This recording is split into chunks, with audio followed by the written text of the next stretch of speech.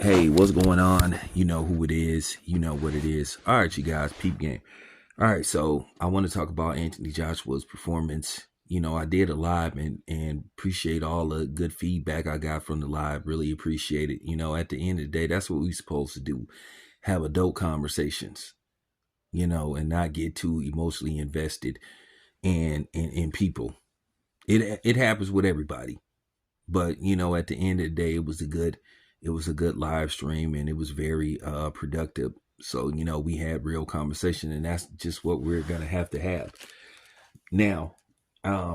Anthony Joshua, kudos to Anthony Joshua for knowing the assignment and passing the test with flying colors. He needed to put all doubt not only in Francis Ngannou's head, but other MMA fighters that think they just going just easily just convert from MMA to boxing and then get a shot at a former two-time heavyweight champion. Anthony Joshua was supposed to do that. That's what we thought Tyson Fury would do, and Tyson Fury failed the test. Anthony Joshua looked very poised in that fight. He was patient. He picked his spots. He was calculated. And we hadn't seen that Anthony Joshua in years. Now, as far as people making videos saying that people were jumping on Anthony Joshua's bandwagon and jumping back on the Anthony Joshua bandwagon, here's the thing. Let's just be truthful. For the most part, in boxing, you only as good as your next fight. From fight 1 to fight 50, if that's your last fight, or fight 56, you are evaluated fight to fight, how you look. If you have a bad outing, you're going to always have people question you, especially if you're a veteran. And people going to be like, hey, I don't know. Maybe this dude need to consider retirement. At the end of the day, Anthony Joshua was looking very shaky in his very I mean, for real, Anthony Joshua was looking very shaky in his past few performances. He was winning, but he wasn't dominating. He was winning, but he was just winning.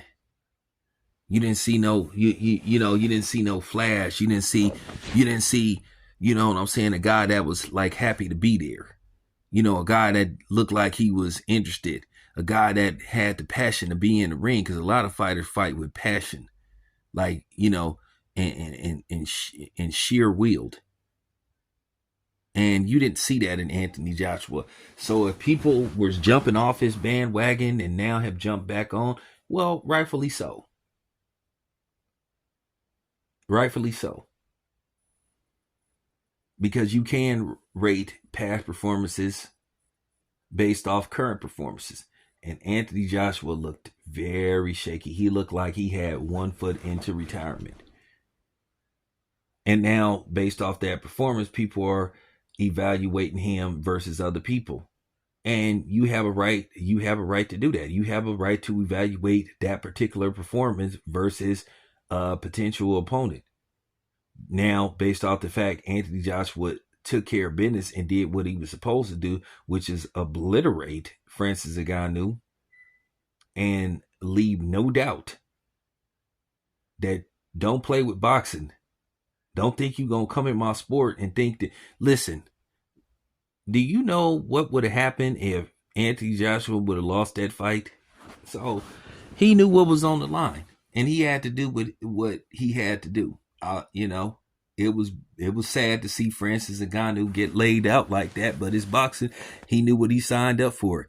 Had he laid out Anthony Joshua, because let's just face the fact, if Joshua had lost that fight, we would be talking about he need to retire. That's what we do as media people, as analysts, whatever you want to call us. That's what we are supposed to do. Like I said before in my stream, how do Anthony Joshua fare against other fighters? Well, that Anthony Joshua that we saw yesterday, he would have knocked out probably pretty much everybody.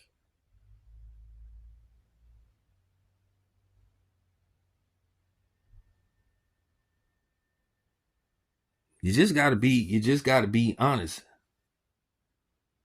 That Anthony Joshua that we saw yesterday, he would have given any fighter fits or knocked him out. That Anthony Joshua that we saw yesterday, he would have knocked Tyson Fury out. So we just gotta keep it 100. Yeah, he didn't fight good versus Usyk. Didn't seem like he was there. Didn't seem like he was there mentally. But maybe he's refocused now. But at the end of the day, many people hope that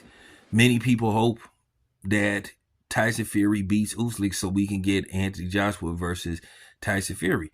Now, I'm not saying that Tyson Fury can't beat Anthony Joshua, but based off what I saw yesterday, if Anthony Joshua fights the right type of fight, he could knock out Tyson Fury or beat him up. Remember, styles make fights. That's real talk. You know, you've seen that Tyson Fury look terrible versus Ngannou, and then Ngannou gets stretched by Anthony Joshua. So once again, it just comes down to styles. So with that being said, let's see what happens with Anthony Joshua. Let's see what his next move is. In all likelihood, Anthony Joshua probably will get one more fight in before he fights the winner of Tyson Fury Usyk, because he's in line to get another title shot. So he could find himself in a trilogy with Usyk, whether we want to see it or not. Because you know how these sanctioning bodies is. They make whoever they want the mandatory or the number one contender. So there you have it. It's your boy Town B. I'm out.